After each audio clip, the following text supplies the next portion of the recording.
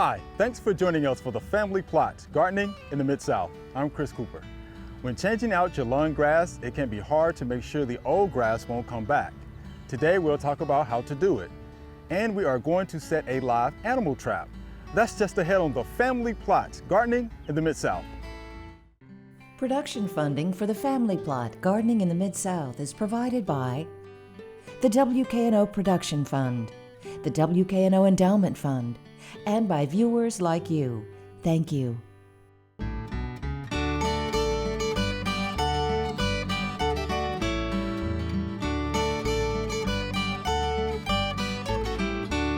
Welcome to the Family Plot. I'm Chris Cooper. Joining me today is Joseph Seago. Joseph is a commercial horticulture agent right here in Shelby County, and Mr. D will be joining me later. All right, Joseph, good to have you here today. Thank you for having me. All right, we're here at the Agri Center right in front of the demonstration turf plot.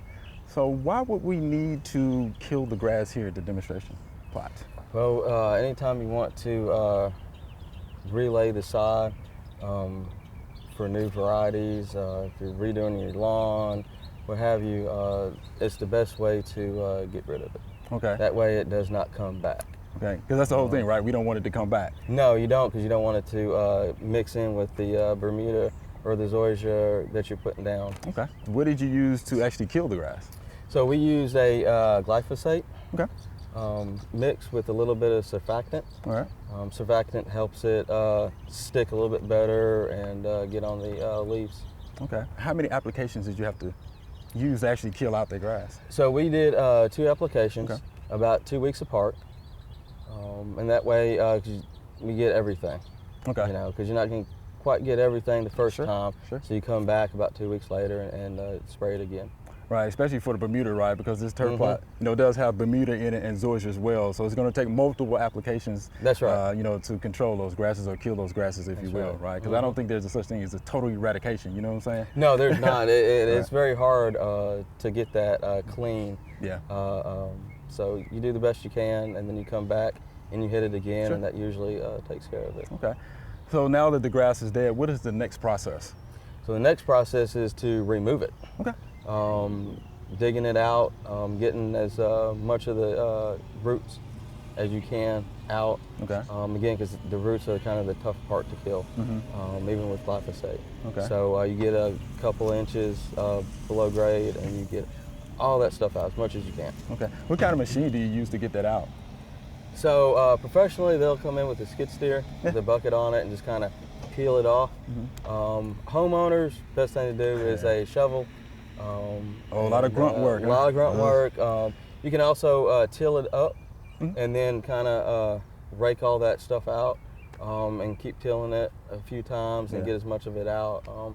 It's better to dig it out and get more of it out. Right, you're definitely going to have to get those rhizomes because we are talking about warm season grasses, right? Right, yeah. Yeah, so you definitely want to do that. So what is the next step after that? Once we get that all out, we're going to wait about a week or so, and then as some of that grass starts popping back up, because you're not going to get all the roots out, Right. we're going to spray it again, and we'll probably do that 2, maybe 3 more times. So it's going to be about a multiple week. applications Multiple of spraying, right? applications, Because yeah. we're dealing with the warm season grass that has rhizomes and stolons, right? That's So right. those will probably want to come back up, so that's why we have to do those multiple applications. Right, to make sure, because you're not going to get it all when you Right. when you pull it out, which is almost impossible. And so once we feel comfortable that nothing else is coming back up, Okay. we'll come back in with our topsoil. We're doing So the what kind of drainage. mix are we talking about with the So topsoil? the best mix when you're doing turf grass is a topsoil mix, which is generally a sand and organic mix. Yeah. Okay. So it allows for good drainage. Yeah. Allows for very good sand and drainage. organic mix. Yep, and that's an important part, because our warm season turf grass, they don't like to be wet. They don't Right. like that standing water. So you want to get that good drainage in there. So we'll put that topsoil down and then kind of level it best you can. Take out those low spots and smooth it out, and then we'll come in and lay our new turf grass Right. down. Okay, so look, this pertains to a homeowner. They want to what? If they want to put a shop there, house there, whatever the case they want to be, playground, whatever the case may be. If you want to kill grass Yeah. and you want to get it out, Yeah. That's the procedure. That's how you do it. That's the procedure. That's how you do it. Anything. Okay. Do we have to talk about pH? Are we getting the soil tested? Yeah, that's a good thing to do. Okay. This particular plot was tested last year. Right. Everything was good, and it's been limed and fertilized on a regular basis. Okay. Through a local company. So it's good.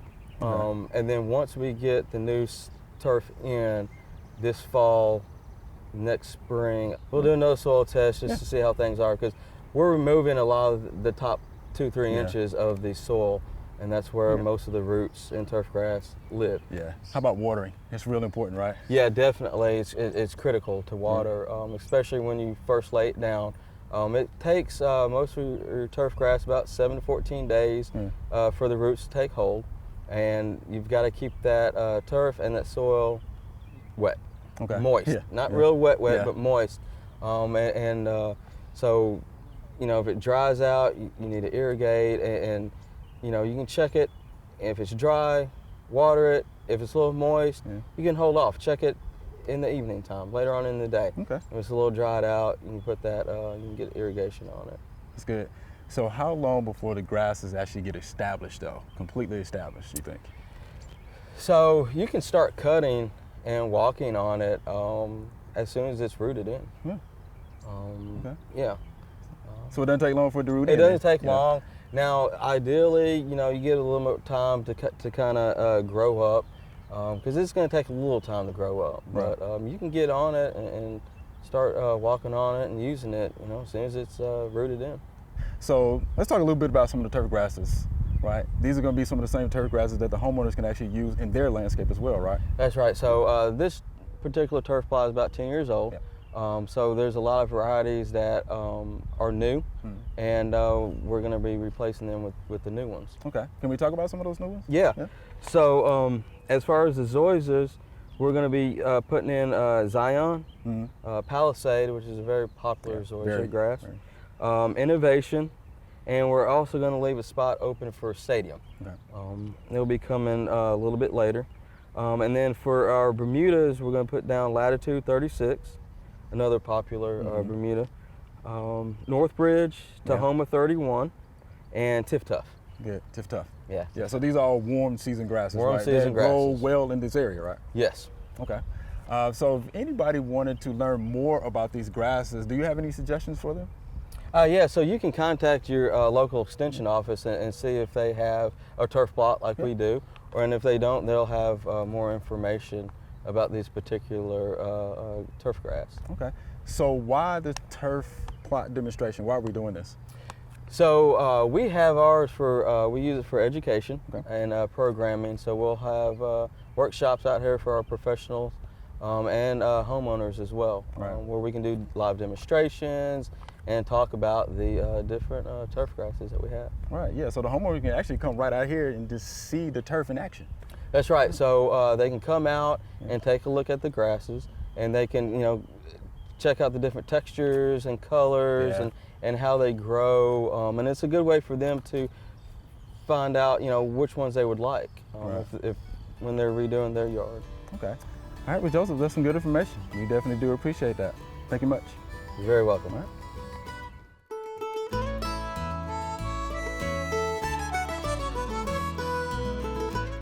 Today we're going to be talking about selecting the right tool for the job. The job we're talking about today is going to be pruning. With pruning, you have either a saw or pruner options. The pruners are going to offer a cutting action, whereas the saw is going to be sawing motion. We have larger versions of these in the loppers and the pole saw, and if the job is big enough, you may need to resort to a chainsaw. If you're going to be using a chainsaw, make sure that you have the proper safety equipment. On this tree, we've identified two issues that we're going to deal with. A smaller branch down here is really for aesthetics. We're going to take our small pruners. The diameter of this branch is small enough to where our hand pruners can get them. You just want to make a cut close to the base of the branch. Now our second branch is a little bit higher. Before we make our cut, we're going to put on our safety glasses, and I've selected the pole saw for this task. I'm going to get close to the base of the branch and begin your cuts. I don't want to get on a ladder and use a hand saw. I'd rather stay firmly on the ground and cut from the ground. Now that you've made your cut, you can take your branch and safely dispose of it. And we've seen now in two different situations how with a small branch you can use the hand pruners, with a larger branch up higher you may use the pole saw. Selecting the right tool for the job is important in pruning. All right, Mr. D, so you're going to demonstrate to us how to use one of these live animal traps, right? How to catch a raccoon or a possum or any critter that's causing you some trouble. What I have here is, I guess it's a have a heart live animal trap. Okay. or very simple construction. This one's big enough. This one has actually caught several raccoons in its life. To open it up, you release the screen right here and just open the door, and then you hold it, and you see the little flap. Mm-hmm. Oh, okay. That will release the door when something steps on that flap. So the hook, we have a lever that comes up here. Let me turn it around where you can see that. That flap is attached to this hook, which is attached to the door. Mm-hmm. So if I set the hook like that and release it, the trap is set. Okay, I got you. So if you run in there and you know, you're going to be caught. So I'm going to put some bait, and one of the preferred baits for raccoons is tuna. Huh. So I have a can of tuna fish over here. So I'm going to grab this. I'm not going to trust the hook right now. Make sure I hold the door open with one hand. This is my trusty can of tuna fish. All right. Pretty good. Yeah. Smells good. And I'm going to set Still that smells good, back huh? behind the little trigger. And now I'm going to reset my hook, release the pressure. So the trap is loaded, it's ready to go. Grab the handle here. See how that trigger's set? I see it. Huh. So it's loaded, it's ready to go. Now, I'm going to set it in an area here that I'm going to kind of back it up, because I don't want critters coming to the outside and trying to reach in to get it, because they can accidentally trip the trigger. I'm going to push it back into a kind of a protected area here, where hopefully the critters will just come through the front door. They'll see that's the only door that's open.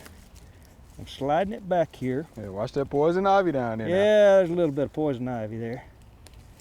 Now, before I put the bait in there, I pull some out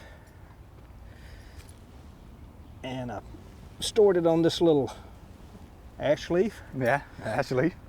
And to try to entice the critters, I'm going to scatter a little tuna around here. Outside. Just a little bit out here. Get their interest up. I'm getting closer to the door. Right at the front door there. Now I'm going to come around and come in over the top. Drop some in through the top. Oh, okay. A couple of little teaspoons of that there.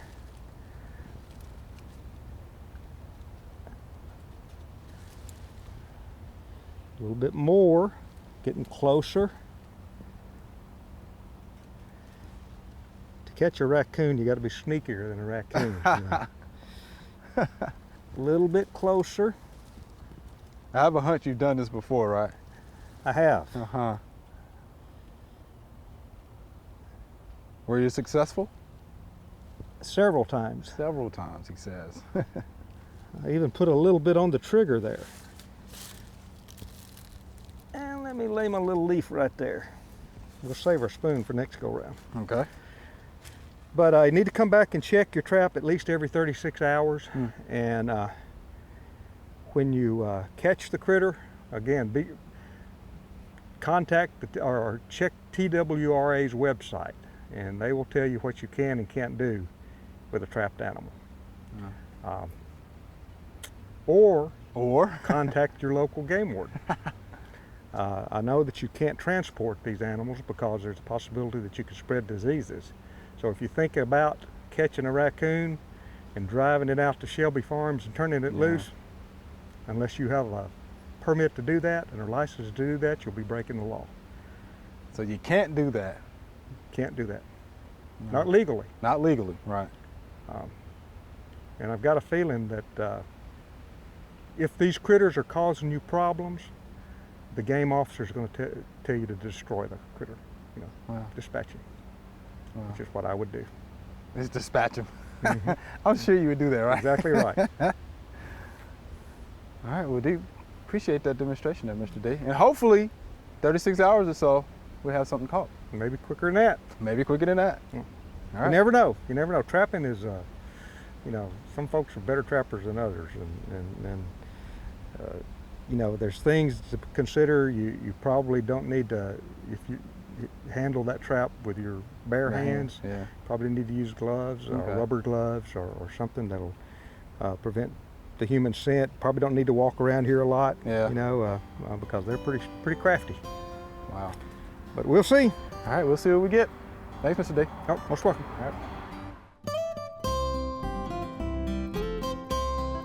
All right. So one of our most common maintenance practices in the garden is going to be some preventative fungicides. And you have a lot of options. There are biological options. There are also conventional fungicides.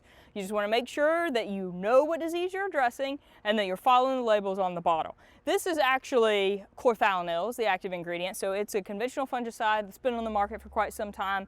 Wide range of crops that it's appropriate for.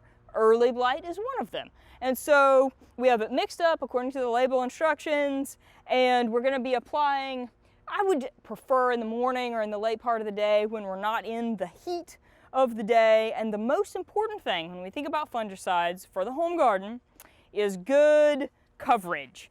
We want to spray the undersides and the top sides, get good coverage from our protective or our control materials. And so chlorthalonil, a lot of the biologicals, really most of the fungicides that we would use in our garden are going to be protective, which means that we're not going to be wiping out existing infections. What we really want to be doing is getting coverage over our leaves so that we prevent that fungal inoculum from infecting more. And so what I want to do is get good coverage over the plant, get as much of those interior leaves as possible. Most of the time what the directions will tell us is spray to the point of runoff, right? So we don't want the material completely dripping off the plant, but we want to get good coverage on those leaves. Depending upon how often we get rain, lots of times we'll apply 7 to 10 days. So keeping up that preventative fungicide is one of the best practices for maintaining disease-free plants through the season. All right, here's our Q&A segment. Y'all ready? These are great questions. All right, here's our first viewer email. How do I get rid of quackgrass in my perennials? And this is Nancy. She says she dug up the whole bed and removed all the roots. Quackgrass is tough. What do you think? Yeah, it is very tough, and quackgrass is a cool season grass. So you're not going to get everything out when you dig it up. You're going to miss. So the best thing to do is come in with a non-selective herbicide to finish that off. Yeah, protect your desirable plants when you're using that non-selective herbicide. Yeah, so you gotta be careful since it is in a perennial bed. Be very careful and just get as much of it out as you can. Make sure you get as much of those roots out. Yeah. Anything you want to add to that, Rosa? Yeah, just like Joseph was saying, get the roots out. Make sure that is out because you don't want it to come back later. Right. So, that's very important. All right, yeah. Pull it out, hand pull it. Reproduces by seeds. Root fragment, right? Yep. So it's gonna be real tough. Those rhizomes. It is. Real rhizomes. Tough. Yeah. It's gonna be tough. All right, Miss Nancy, you got some work to do. Thank you for that question. All right, here's our second email. When is the best time to change my lawn to zoysia? And this is Ronald from Memphis, Tennessee. So guess what, Ronald? We have our turf specialist right here, right? So when is the best time to change? Best time is late spring, early summer. Yeah. When it gets hot, because we have, zoysia is a warm season grass. Yeah. So it grows best when it's hot. So that's the best time to lay it down. All right. And he's also interested in wanting to plant El Toro. What do you think about that El Toro zoysia? El Toro's good zoysia. It's pretty tough. The texture is coarse. It establishes very quickly, and it produces a lot of low thatch. So you don't get a lot of thatch with El Toro. Okay, so El Toro's a good. It's a good one. So that'll be a good time, right? So late spring going into the summer. I will say this, I will caution folks to plant too late in the fall though, right? Because you want those grasses to get completely established before winter. That's true. Yeah, before winter. So definitely. There you have it, Mr. Ronald. We appreciate that question. Here's our next viewer email. What is the white powdery substance on my crepe myrtles? And this is Matthew from Chesapeake, Virginia. So the old white powdery, what is that on the crepe myrtles? Powdery mildew. Powdery mildew, What it is, right? and it develops when we get a lot of cool weather, cool temperatures, and a lot of rain, a lot of moisture, and it will develop. You know, there's a couple different ways you can handle it. Coming in and pruning out the inside of it, letting that air come through, flow through there, help dry things out, and watching the your irrigation, you know, control on that. So it'd be good, right? When I think about powdery mildew, I think about warm days, cool nights, high humidity, right? So a couple of different things here. Resistant varieties would be good, number one. Number two, if you wanted to control powdery mildew, which is a white mold, it distorts the new growth. You know, it can cause the buds to actually drop, abort. There's a couple of different low impact means to controlling it, right? Neem oil, you know, would be one. Sulfur, you know, would be another that you can use, or any copper-based fungicide. We're gonna follow the label. All of those will get it for you. Low impact means to controlling powdery mildew. But yeah, resistant varieties will help. And then making sure you proper pruning to allow those leaves to dry off, right? Because the spores, which are of course, you know, splashed around, wind, rain, they need moisture to start their life cycle. All right. That's right. So there you have it, Matthew. All right. Good picture. We appreciate that. Here's our next viewer email. Why did my Romanesco cauliflower plants grow lots of leaves but never head? And this is Lori from Scenery Hill, Pennsylvania. So what do you think about that one, Joseph? Sounds like a nutrition deficiency. Could also be a irrigation. Not getting enough water. Right. So it's growing more leaves and then the head are. And so this is, Lori is south of Pittsburgh. This is zone 6, and it grew next to her cabbage that did pretty well, right? Yeah. But still, there could be a fertility issue. Rosa, anything that comes to mind for you? Yeah, sometimes when the plant is not getting watered enough, you know, the growth is stunted. So I think that will be a factor. Yeah, so I definitely agree with that. So, you know, watering, right, because it's going to need a lot of water to form the head. Exactly. So it's not getting enough water. It's not going to be able to form the head. Temperature fluctuations can, you know, have something to do with that. And then too, I wonder how late in the season did she plant? You know, because did it get warm all of a sudden? So there's your temperature fluctuations. Exactly. Right. So there you have it, Ms. Lori. Thank you for your question. All right, here's our next viewer email. I have a trumpet vine that is taking over. How do I control it? And this is Linda from Baltimore, Maryland. She said it is literally eating her house. Can we get her house back? Yeah, we can get it back. How can we do that? It's going to take a lot of work, but the best thing to do is to dig it out and try and remove as many roots as you possibly can. And then if it kind of comes back up, again, you can hit it with a glyphosate product. Especially when it starts to coming up, those leaves are real tender, and it does a lot better job. So it does good on the new growth. On the new growth, because it's tender. All right, that's good. Anything you want to add to that, Rosa? Yeah, I think definitely. Right, definitely. You know, trying to pull them out first, I would say, you know, before we try to use any type of chemical to you know, get rid of it. I think pulling, it takes a lot of work, like Joseph said, you know. So it'll be grunt work. It'll be a tough job. Exactly, but yeah, that would be my first option. Yeah, trumpet vine, beautiful flower. Beautiful, trumpet, But and it can just get invasive. Like it's aggressive. It's an aggressive woody vine, right? So of course it sprouts up from suckers and things like that. So you're gonna have to pull, Miss Linda, to get your house back. All right, thank you for that question. Here's our next viewer email. My cannas come up looking beautiful, but as summer goes by, they get brown and dry. Why? And this is Doris from Memphis, Tennessee. So what do you think about that one, Rosa? I think the amount of sunlight that your cannas are getting, you know, so if it's getting not enough sun, I believe, you know, that will be you know, something that affects your cannas. Also, if they're near the heat, also if it's getting too much sun, you know, so if it's near like a stony place. Right, which this one is. It's right, you know, next to so a brick I think wall. that's what it. You know, you should take it away from it. Yeah. Exactly. Okay. I think that's what it would be. I think that will help. What do you think? Irrigation.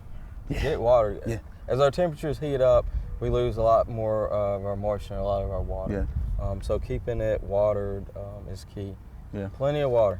Plenty of water. Plenty of water. Cannas do very well. Yeah, it's a tropical right. plant, and so it likes that moisture That's right. and humidity. So it wants that water. So. Grows best, you know, zones 8 through 10. You know, she's in Memphis, so we're there. Right. You know, right to 8. You know, native to, you know, South and Central America. Yeah. So of course it enjoys the heat. Yeah. It does. Right? But it needs to be watered, and I would consider mulching too, to help conserve some of that moisture. You know what I mean? Yeah, control that moisture. So I think that'll work. All right. So Linda, we appreciate that question. Thank you much. So Rosa, Joseph, it's been fun. Thank y'all for being here today. Thank you all for having us. Remember, we love to hear from you. Send us an email or letter.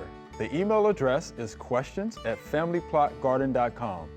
And the mailing address is Family Plot, 7151 Cherry Farms Road, Cordova, Tennessee, 38016. Or you can go online to familyplotgarden.com. That's all we have time for today. Thanks for watching. If you want to learn more about turf grass or animal traps, visit familyplotgarden.com.